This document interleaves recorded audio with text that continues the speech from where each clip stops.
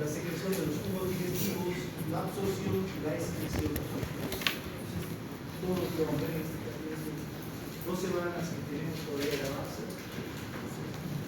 Entonces, para comprender bien sobre la motilidad del tubo digestivo, ¿ya? Como vemos ahí, tenemos que entender o recordar, ¿no?, lo que es la histología del intestino, cómo está formado, ¿ya? Para poder entender bien esto, como sabemos, la capa más externa por la cual está formado el intestino, desde el estómago, intestino delgado, intestino grueso, es la serosa, ¿ya? Luego tenemos una capa muscular. Esta capa muscular que se divide en una capa de músculo, una capa muscular longitudinal y una capa muscular circular. Las dos están formadas por fibras musculares lisas. ¿Qué otra característica tiene? Que entre estas dos capas de músculo liso existe el plexo mientérico de Auerbach. ¿Ya? El plexo mientérico o plexo de Auerbach, que es muy importante. Luego tenemos la capa mucosa. Esta capa mucosa, que como vemos aquí, está formada por la muscular de la mucosa, la lámina propia y el epitelio. ¿Ya? Aquí se encuentra la capa, esta lámina propia, que vemos aquí, también conocida como submucosa. Aquí se encuentra el plexo submucoso de Meister, que ¿cuál es su función? De secretar moco, porque ahí se encuentran células mucosas. Y el epitelio, el cual tiene una función de absorción, sobre todo a nivel del intestino. Entonces,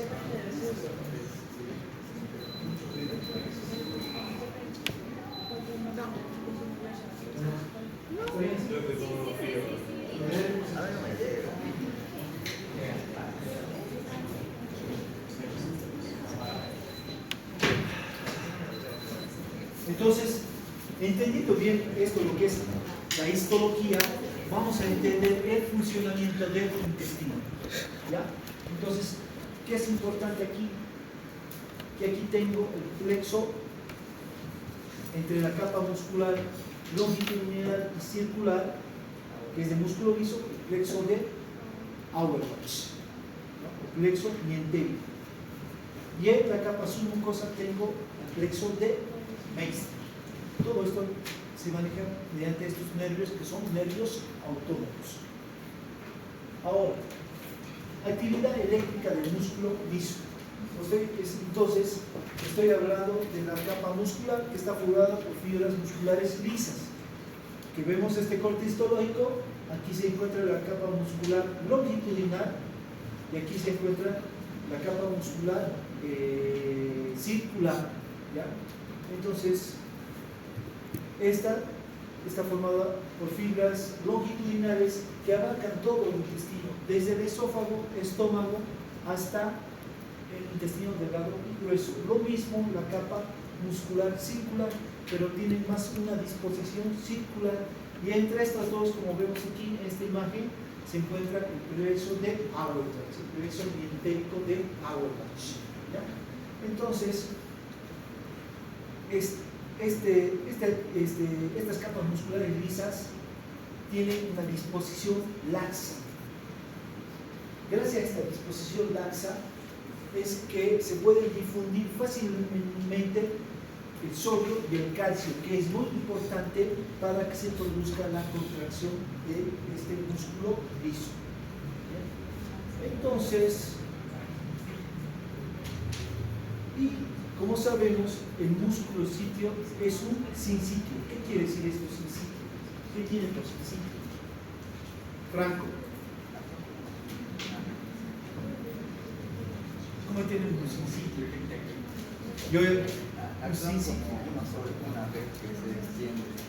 Tiene una forma de ser, está interconectado, ¿ya?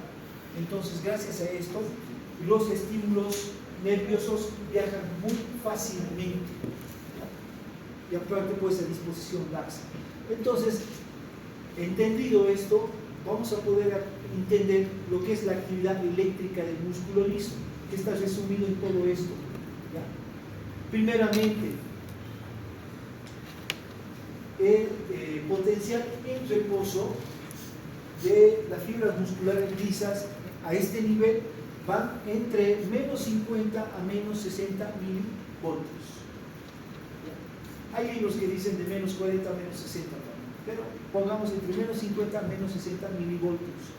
Entonces, cuando existe estimulación, hay actividad eléctrica, lo que se va a producir primero son las ondas lentas, que ya lo vimos antes, que no son contracciones como tal.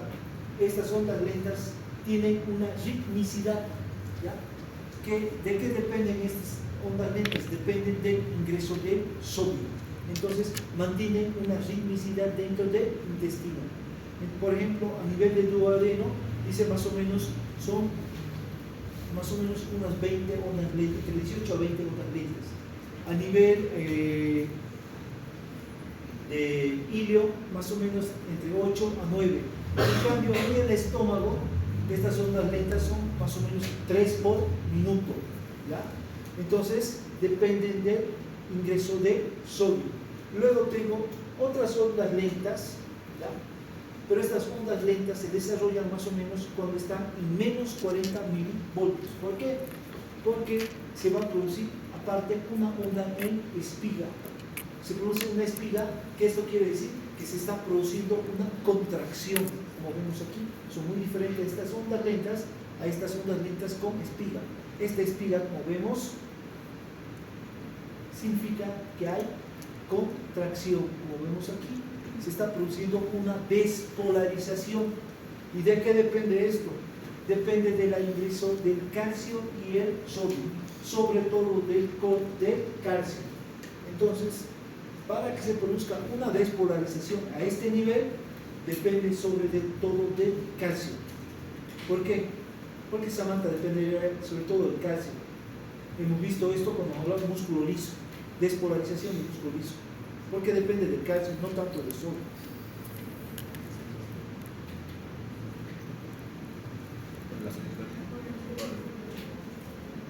Sí tiene que ver la acetilcolina, pero la acetilcolina, ¿qué hace? Hace que se abran los receptores para que ingrese el sodio y el calcio.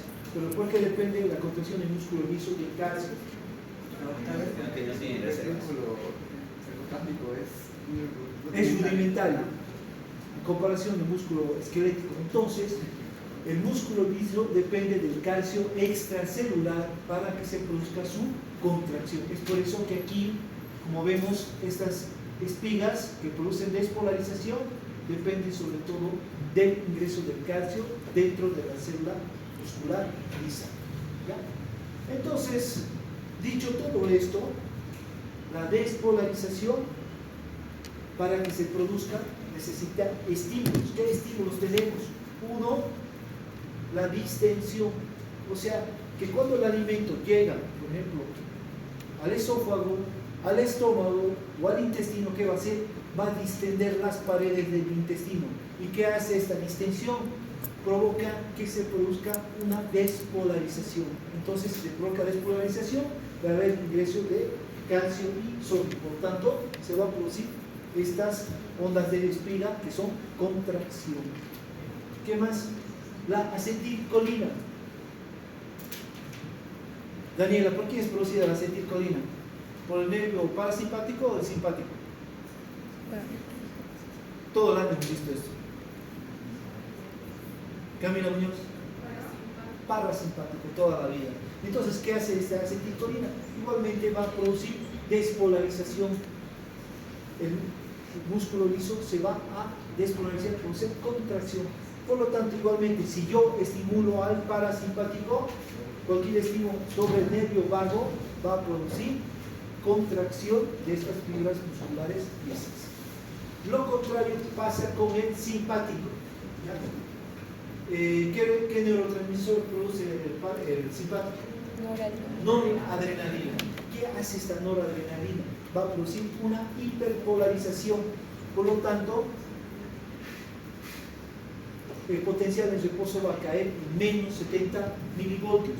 Entonces, ¿qué produciría aquí? ¿Contracción o relajación? Produce relajación. Entonces, las fibras musculares lisas están relajadas. Entonces, esto cuando hablamos tanto del parasimpático y el simpático.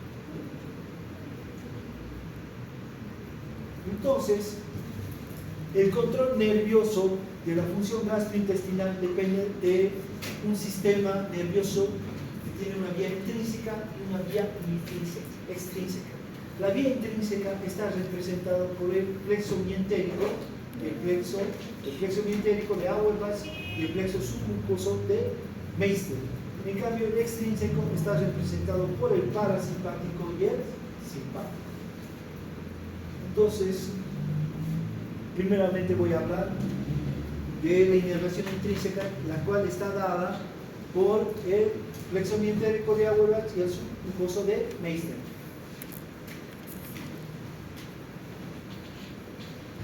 Si vemos esta imagen, ¿ya? Entonces aquí tengo la capa muscular primeramente. Tengo mis fibras longitudinales y aquí tengo mis fibras circulares. Y entre estas dos se encuentra el plexo mientérico de Auerbach. Entonces, ¿qué función tiene este plexo mientérico? Primeramente es un plexo motor, ¿ya?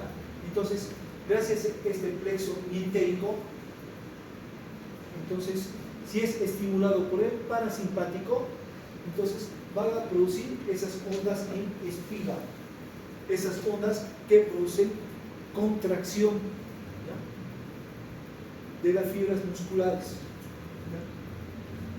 Pero igualmente existen fibras inhibitorias, ¿ya?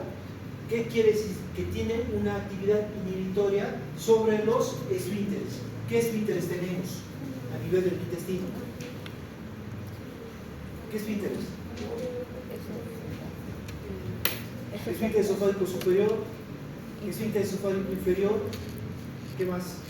Cardias, píloro, válvula ileocecal, esfínter anal externo, esfínter anal interno, esfínter anal externo. Entonces, cuando hay estimulación de este plexo mientérico, si es un plexo motor y produce contracción a nivel de las fibras musculares lisas, también va a provocar inhibición, ¿pero de qué? De los esfínteres, ¿ya? Entonces, estos esfínteres igualmente están formados por fibras musculares lisas. Entonces, por ejemplo, si relaja el píloro, va a permitir que los alimentos pasen del estómago al intestino delgado, al duodeno específicamente. Si relaja la válvula ileocecal, va a permitir que los alimentos pasen del intestino delgado al intestino grueso. Ahora, el plexo mientérico de Auerbach. ¿Qué pasa? Cuando hay estímulo de este plexo, el plexo submucoso de Meissner, cuando hay estímulo, ¿qué produce? Hay secreción de moco. Igualmente, cuando se estimula, va a estimular la irrigación del intestino delgado, ¿ya? Entonces todo esto favorece. Ahora, por ejemplo, aquí en Tarija hay una enfermedad muy común, sobre todo que se da en las personas que viven en el campo, ¿ya?, que es la enfermedad de Chagas. Usted ya lleva parásito. ¿Quién produce la enfermedad de Chagas? Trypanosoma cruzi. Entonces, como saben, el Trypanosoma cruzi, como vimos, afecta al corazón, específicamente ¿dónde? ¿Qué produce? Uno, agrandamiento, cardiomegalia. Ya, ¿qué más?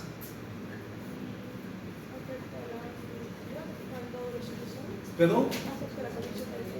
Ya, afecta a la conducción nerviosa. ¿Dónde? Entonces, ¿a qué afectaría?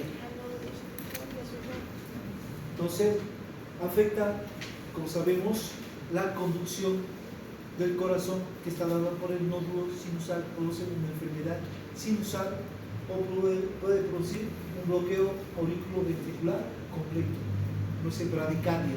Es por eso que estas personas necesitan marcapaso. Y también va a afectar al plexo mientérico de Auerbach. Produce la destrucción del plexo mientérico de Auerbach. Entonces, es por eso que el intestino ya no se contrae. ¿Por qué? Porque este plexo mientérico depende del parasimpático, ¿ya? Entonces ya no va a haber contracción. Por lo tanto, por ejemplo, a nivel del esófago, al no haber contracción, entonces el alimento queda estancado aquí. Entonces este alimento se puede llegar a putrefactar, produce vómitos, la persona se puede broncoaspirar.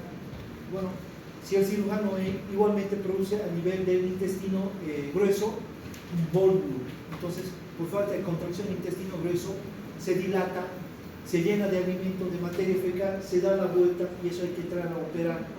Entonces el cirujano agarra, saca el intestino, si puede lo puede volver a unir y llevas al patólogo este intestino que está dilatado y el patólogo revisa y ve que existe destrucción del plexo mientérico de Auerbach. Por lo tanto, no se va. Es por eso que las paredes del intestino grueso están dilatadas. ¿Ya? Ahora, igualmente, estas capas longitudinales, estas capas musculares, necesitan de los neurotransmisores para que se produzca la contracción o relajación de las fibras musculares. Por ejemplo, entre los neurotransmisores tenemos a la acetilcolina. Se acerca, la acetilcolina, ¿qué producía? ¿Contracción o relajación? Contracción. Y es producida por el nervio vago. La noradrenalina, Maite, ¿qué produce? Produciría relajación. Igualmente tenemos otros neurotransmisores como la serotonina, la sustancia P, el péptido inhibidor vasoactivo, el trifosfato de adenosina, la bombecina, encefalinas, la colecistoquinina, que igual tienen actividad sobre los plexos mientéricos, pero principalmente es la acetilcolina y la noradrenalina. Entonces, ahora si hablo de la inervación extrínseca, entonces esta inervación extrínseca está dada por el parasimpático y el simpático. El parasimpático primeramente se va a dividir en una inervación craneal y en una inervación sacra. La inervación craneal ya está dada por el nervio vago. ¿Dónde nace el nervio vago? ¿A qué nivel nace el nervio vago, Yamil? En el sistema nervioso central.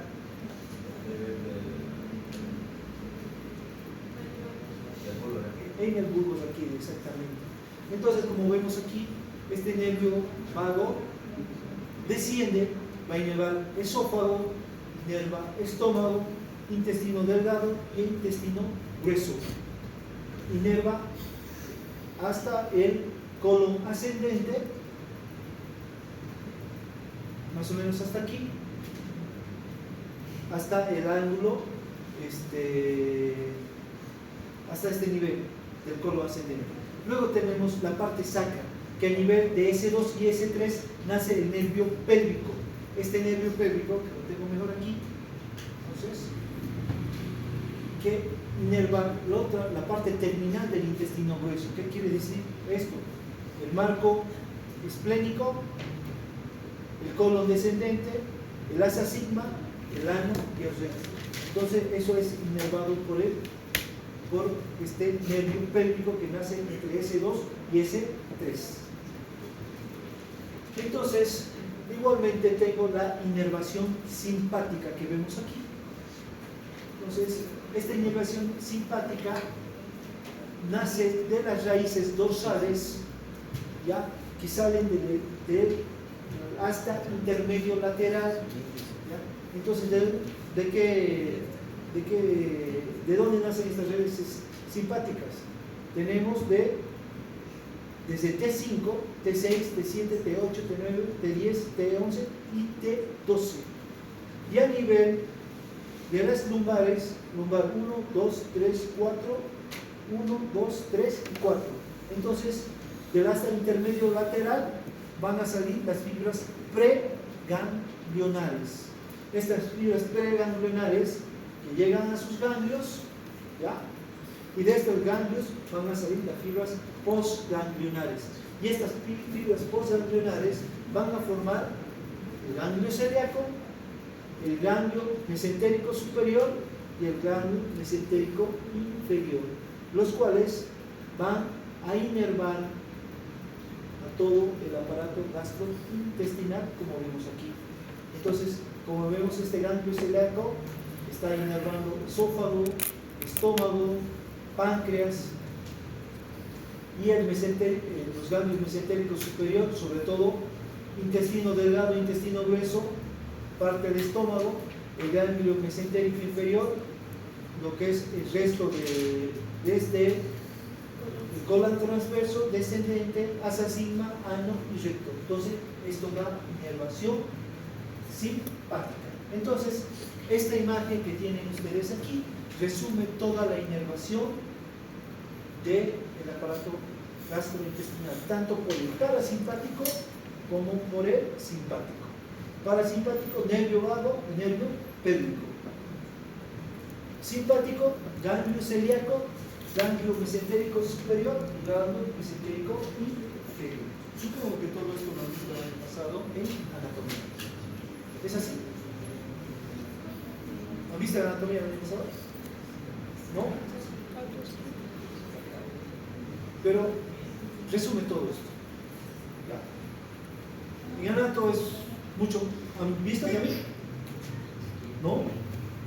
Bueno, en anato es más complejo porque tiene que ver el trayecto del nervio, por dónde pasa, todo eso. Pero esto es lo que ustedes tienen que saber sobre el sistema nervioso autónomo. ¿Ya? Entonces, si ustedes comprenden esta parte, no van a tener problemas para comprender más allá, por ejemplo, fisiopatología y farmacología, ¿ya? De cómo las patologías afectan al parasimpático o al simpático y cómo los medicamentos actúan en este nivel, ¿ya? Entonces, es por eso que la despolarización está dada por el parasimpático. ¿Qué va a producir? Es ver el parasimpático. Si hablo de despolarización, a nivel de las fibras musculares lisas, ¿qué produce? ¿Pero? Si es despolarización, contracción de las fibras musculares lisas. ¿Por qué?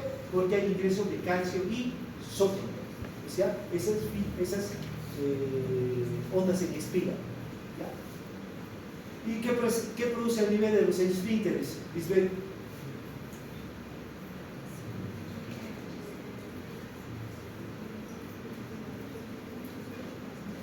¿Se entiende? ¿Qué produce a nivel de los esfínteres? Relajación. Entonces, si en las fibras musculares lisas produce contracción, en los esfínteres produce relajación. Entonces, estoy hablando de despolarización. Esto tienen que entender bien. Si el intestino se contrae para que el alimento siga su trayecto, los esfínteres se tienen que relajar. En cambio, el simpático siempre me va a producir hiperpolarización. Si hablo de hiperpolarización, ¿de qué estamos hablando? Camila. Hiperpolarización. ¿Ah? Relajación. De relajación. El intestino está relajado, no se está contrayendo. ¿Por qué? Porque está en más o menos 70 milivoltios. No va a llegar a su umbral para que se produzca la despolarización. Entonces, gracias a esto tenemos que entender que existen personas vagotónicas o personas simpatotónicas. ¿Por qué? Porque tiene que haber un equilibrio entre el parasimpático y el simpático, siempre. Pero hay personas que tienen más tendencia a ser vagotónicas. Y si hablo de esto, de que una persona es vagotónica, Natalia, esta persona, ¿qué va a estar más predispuesto a las diarreas o a la constipación. ¿Por qué? ¿Qué dices?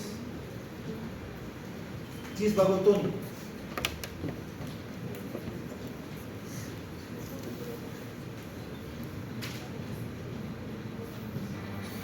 Candelaria.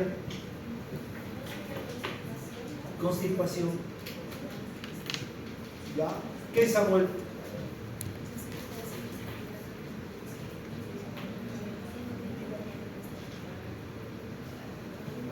Pero quiero ver si han entendido lo que estoy explicando. Puedo explicar de gana. No me han entendido. ¿Qué? ¿Qué dice Samuel?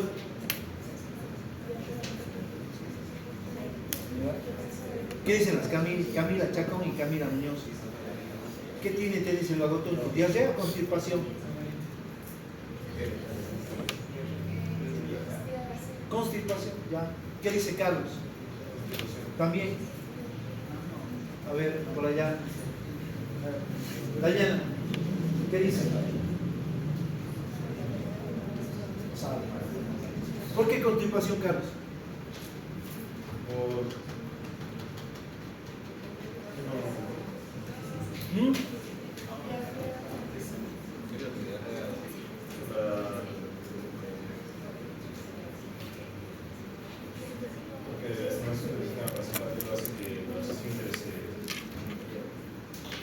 ¿Qué hace? Contrario. Ya. ¿Qué más? Paraliza. ¿Qué dice Sachielka? Ya, ¿qué más pasa? Ya. Entonces, si hay contracción, los alimentos siguen su camino y hay relajación de los esfínteres. Entonces, por decir diarrea, los vagotónicos tienen tendencia a la diarrea. ¿Por qué? Porque hay una contracción constante de las fibras musculares lisas y los esfínteres están relajados. Entonces, las personas vagotónicas van todo el tiempo al baño, están con diarreas constantes. ¿Y qué pasaría con los hepatotónicos? Samantha. Tienen tendencia al estreñimiento, a la constipación. ¿Por qué? Porque el intestino está relajado, no hay peristaltismo. ¿Ya? Entonces, estas personas tienen tendencia a la constipación. ¿Ya? Entonces, esto tiene que quedar bien claro para que no haya confusiones. También existen factores, ¿ya?, que regulan la motilidad gástrica. Por ejemplo, tengo a la colicistoquinina. Esta colicistoquinina, como vemos aquí, se produce a nivel del duodeno, del ilion, ¿ya? Entonces, ¿cuándo se produce? Cuando se produce la digestión y existe llegada de alimentos que tienen grasas. Entonces, cuando hay grasas, es secretada esta colicistoquinina, ¿ya? Y esta colicistoquinina va a pasar a la sangre y de ahí va hacia la vesícula. ¿Y qué provoca? El vaciamiento de la vesícula biliar. Entonces, además, hace que el vaciamiento gástrico se retrase. ¿Ya? Otro, la secretina. ¿Ya? La secretina igualmente es producida a nivel del intestino delgado. ¿Ya? ¿Ya? Y esta secretina es producida cuando pasan alimentos ácidos del estómago al intestino delgado, en el duodeno. Entonces, esta secretina también hace que se relaje y disminuye el vaciamiento gástrico. También tengo el péptido inhibidor gástrico. Este péptido inhibidor gástrico que también se produce a nivel del intestino delgado, ¿ya?, cuando hay alimentos ricos en grasas, proteínas e hidratos de carbono. Entonces, estos también hacen que se retrase el vaciamiento gástrico. O sea, en resumen, disminuyen las contracciones que se producen a nivel del estómago. O sea, disminuyen el vaciamiento gástrico. Otra es la gastrina, ¿ya? Esta gastrina que tiene otra función, esta gastrina que produce, hace que se aumenten las contracciones a nivel del estómago, ¿ya? Entonces esta gastrina aumenta la motilidad gástrica. En cambio, las otras tres que hacen, reducen la motilidad gástrica. Irritación del tubo digestivo. Muy importante saber esto. Entonces, ¿cómo sabemos? ¿Por qué está irritado el estómago? ¿Qué arteria? Gástrica izquierda. ¿Ah? Dice mesentérica superior. Gástrica izquierda. ¿Perdón? Pancreático. La gástrica derecha. Gástrica derecha y gástrica izquierda. Gástrica derecha, izquierda. Es la gástrica. Y la tronco sería la gástrica izquierda, derecha. Así se llama ahora. Sí. Estomática izquierda. La estomática izquierda. Bueno, la gástrica izquierda también está bien. Intestista estomática izquierda. En el Rubier. que lleva ustedes está con gástrica, ¿no? ¿Y el esófago por quién está irrigado? El esófago. Ah, es La ahora. tiroidea inferior. ¿Perdón? La tiroidea inferior. La arteria. Tiroidea inferior.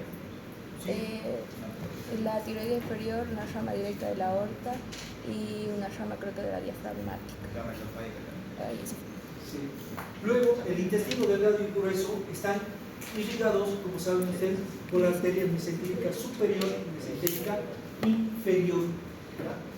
Entonces, y también existen arterias cólicas y accesorias que irrigan al intestino delgado y al intestino grueso.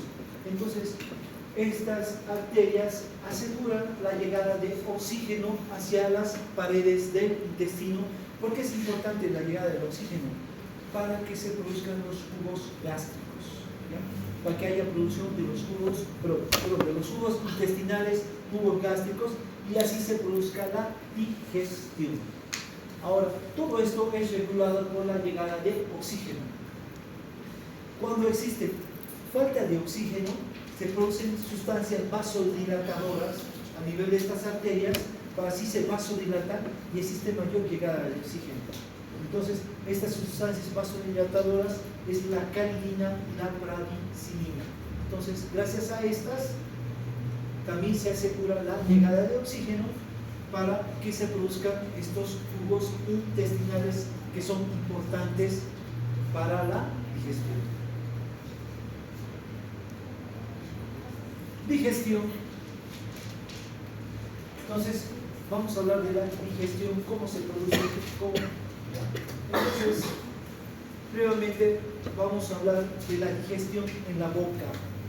Esta tiene una parte secretora, una parte mecánica y una parte secretora. La parte mecánica está dada primeramente por la masticación. Entonces, cuando hay una correcta masticación, los alimentos son pulverizados y se produce una ensalivación para producir el bolo alimenticio, ¿ya? Entonces, es muy importante masticar bien los alimentos. Entonces, por eso el libro aquí indica que tiene que haber cuidados, ¿ya? O sea, ¿qué quiere decir esto? Que los dientes estén sanos, que tiene que haber una correcta masticación, ¿ya? O sea, no pasar los alimentos enteros, ¿ya? Y entonces, esta masticación, la parte mecánica, está dada por una parte ósea, donde participa el maxilar superior y el maxilar inferior, donde tienen los dientes. Los dientes, como ustedes saben, tenemos a los incisivos, a los caninos, a los premolares y a los molares, tanto en la arcada superior y en la arcada inferior. Igualmente tenemos la parte muscular, la cual da lugar a esta masticación. ¿Por qué? Porque existen músculos que van a ser elevadores, o sea, que elevan el maxilar inferior. Hay músculos que son depresores, que bajan el maxilar inferior, hay músculos que son propulsores, que llevan el maxilar inferior hacia adelante, y hay músculos que son retropulsores, que llevan el maxilar inferior hacia atrás. Todos estos músculos son importantes, tanto la parte ósea como la parte muscular para la masticación. Entonces, ¿qué voy a decir? Existen músculos elevadores y propulsores.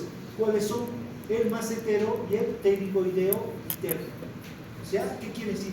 Que elevan el maxilar inferior y lo llevan hacia adelante. Tengo músculos elevadores y retropulsores, o sea, que elevan y lo llevan al maxilar inferior hacia atrás. ¿Cuál es? El músculo temporal.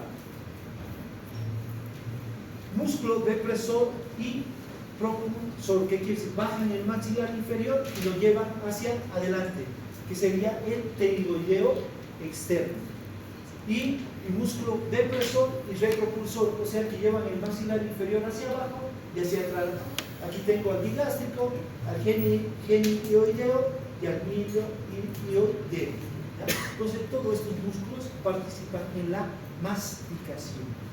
Igualmente, no olvidarse una parte muy importante, que es la articulación temporomaxilar.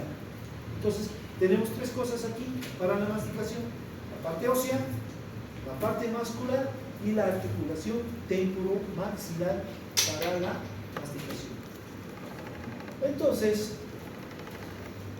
la masticación es un reflejo nervioso. Entonces, primeramente vamos a tener una zona receptora. ¿Por quién está formada esta zona receptora? Primeramente por la base de la lengua, la parte dorsal y la base de la lengua. ¿Por qué más? Por el velo por el paladar blando, por los pilares amigdalinos, por la úvula. Entonces, todo aquí se encuentra en la parte receptora. Luego tenemos una parte aferente. Esta parte aferente va a estar formada por la rama sensitiva. ¿De quién? ¿Qué nervio sensitivo es? ¿De quién inerva todo esto? Inerva base de la lengua, pilares amigdalinos, úvula y velo del paladar. ¿Quién inerva? Anatomía. ¿Qué nervio? Trigémino. El trigémino. La parte ¿saben qué? El trigémino es un nervio mixto. Entonces, la rama sensitiva del trigémino lleva esta parte aferente. ¿Hacia dónde lo lleva? Hacia el centro de la masticación. ¿Dónde se encuentra? Se encuentra en el bulbo. Entonces, todo esto llega al centro de la masticación y existe una parte efectora, o sea, la parte aferente, que está dada por el nervio motor, que sería la rama motora del quinto par craneal, que es el nervio trigémino. O sea, que este nervio está participando en la masticación. Como vemos aquí en este dibujo, rama sensitiva del nervio trigémino llega al centro de la masticación y da su rama motora. ¿Ya? Su rama motora, que es la rama motora del nervio nuevamente trigémino, que como vemos aquí tiene una parte que produce activación, o sea, estimulación, y la otra produce inhibición. ¿Ya? Para que ya sea los músculos se relajen o se contraigan durante la masticación. Entonces, gracias a esto se produce el reflejo nervioso de la masticación.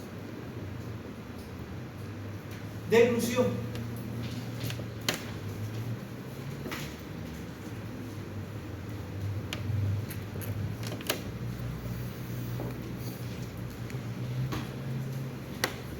Entonces, si hablo de la deglución, o sea, se ha producido la masticación, se ha pulverizado, se ha ensalivado el alimento, se ha formado el bolo alimenticio. Y durante la deglución, este proceso de deglución tiene una fase voluntaria y una fase involuntaria. la fase voluntaria está dada por la fase oral. Entonces, o periodo oral, es voluntario. Entonces, usted está masticando el alimento, lo pulveriza, le saliva, se forma el bolo alimenticio y lo traga. Entonces, este va a pasar de la boca a la faringe. Pero, aquí, si el bolo alimenticio es muy grande, el pliegue palatofaringeo no lo va a dejar pasar y nuevamente lo devuelve a la boca. Entonces, se tienen que hacer bolos alimenticios más pequeños para que pasen este pliegue palatofaringeo. Una vez que ha pasado este periodo bucal, viene el periodo faríngeo. Entonces, en el periodo faríngeo, el alimento va a llegar a la orofaringe. Pero este alimento sí puede subir e irse hacia la nasofaringe y podría salir el alimento por la nariz. Pero esto no pasa, porque gracias al velo de paladar. Este velo de paladar, ¿qué hace? Cerrar las coanas. Entonces, al cerrar las coanas, entonces está en conexión con la trompa de Eustaquio, el cual se conecta con el tímpano y hay una regulación de presión del conducto timpánico. ¿Ya? Entonces, gracias a este velo del paladar que cierra las coanas por participación de los músculos periestafilinos, ¿ya? Es el que produce el cierre de las coanas por el velo del paladar. Por ejemplo, cuando existe la enfermedad de la difteria, ¿quién produce la difteria? Debe llevar esto: bacteria, micro. Que había un caso de difteria este año, que no se veía. ¿Quién produce la difteria? O también llamada coqueluche, o tos convulsa. ¿Qué?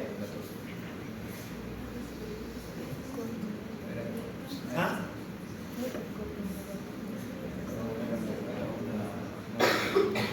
¿Quién produce la difteria?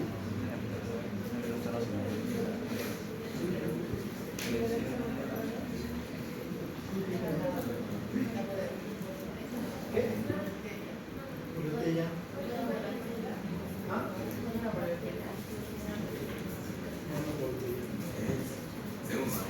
¿Qué?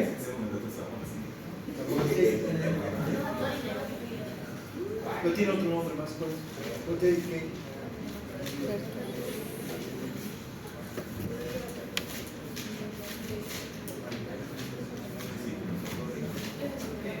que es una bacteria gran negativa. ¿Cómo se llama, María? Bordetella pertussis. O diftera.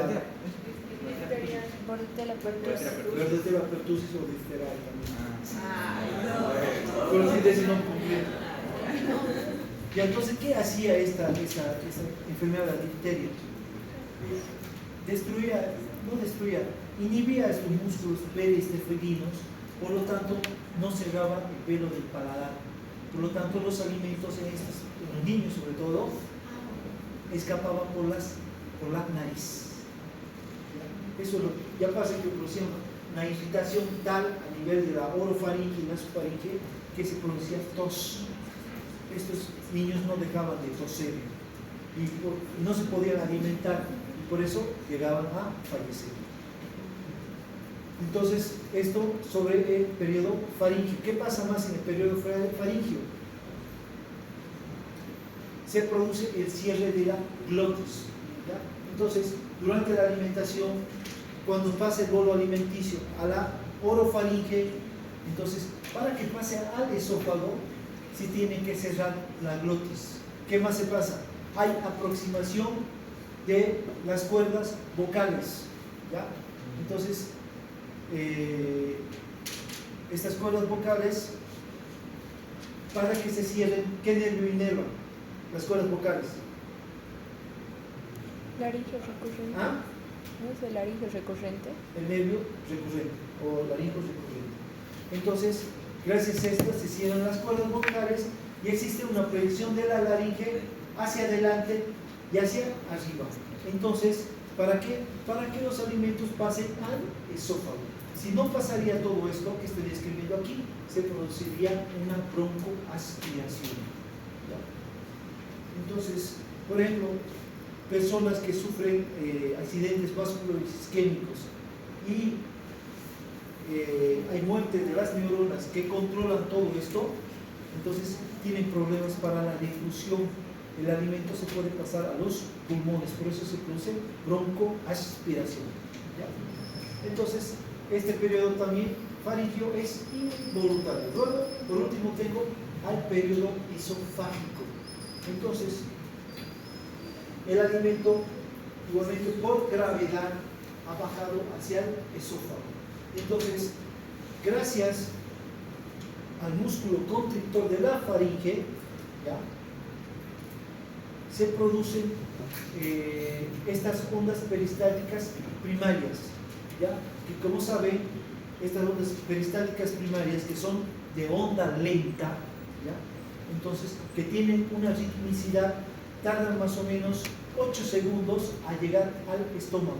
Por lo tanto, y llega un momento que estas ondas peristálticas primarias de onda lenta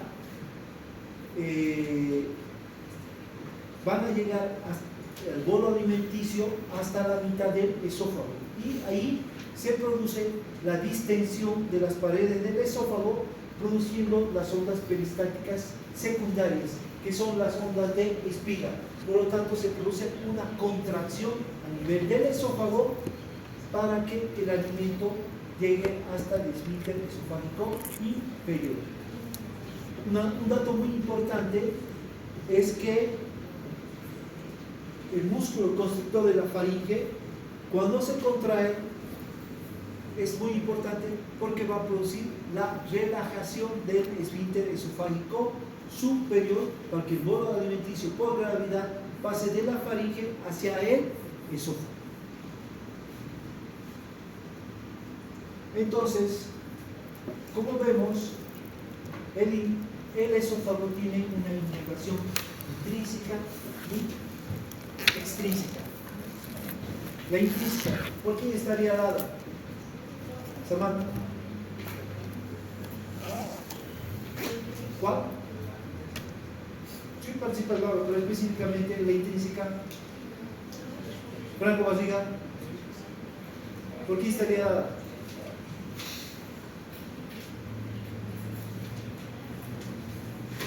¿Y a mí? Ahí. Sachel. Intrínseca. ¿Quién? Intrínseca. Inervación intrínseca del esófago. ¿Por qué estaría dada? El plexo de Auerbach. No, de Meissner. Por el plexo de Auerbach y el de Meissner. ¿Ya? Entonces, como sabemos, el de Auerbach va a producir contracción de las fibras musculares lisas, las ondas en espiga. El de Meissner, secreción mucosa. Y la extrínseca, sobre todo, está dada por el nervio vago, que inerva al esófago. Entonces, se va a producir, como vemos, una peristalsis del esófago.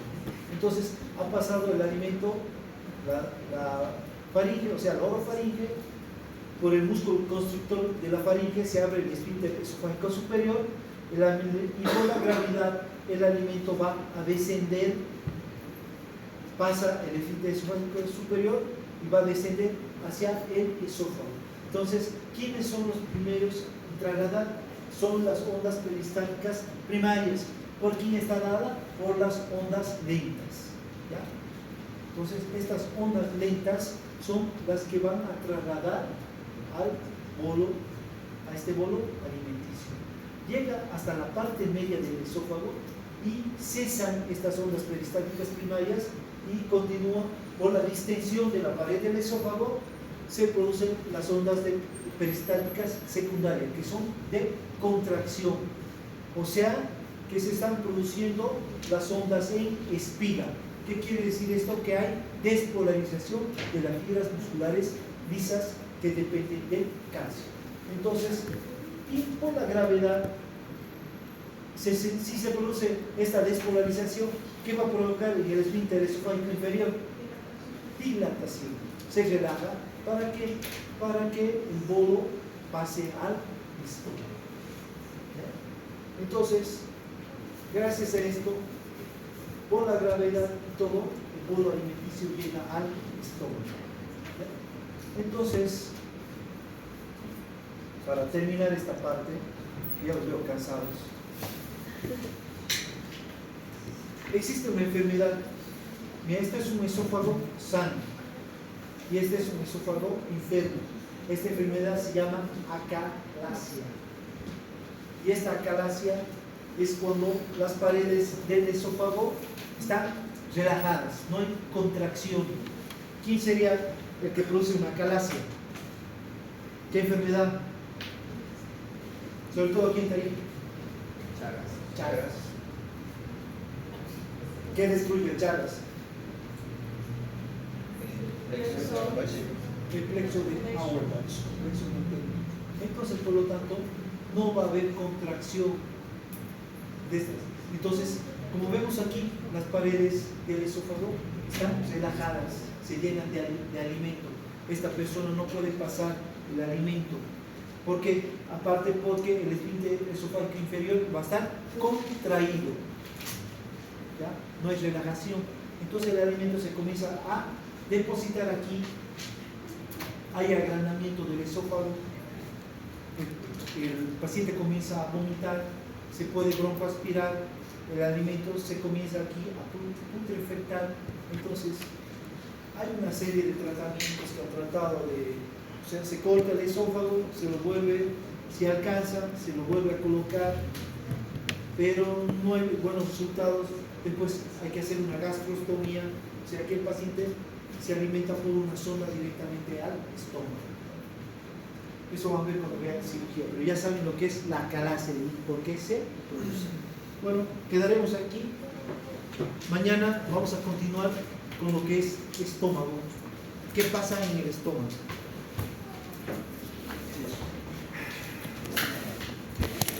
Un ratito voy a tomar.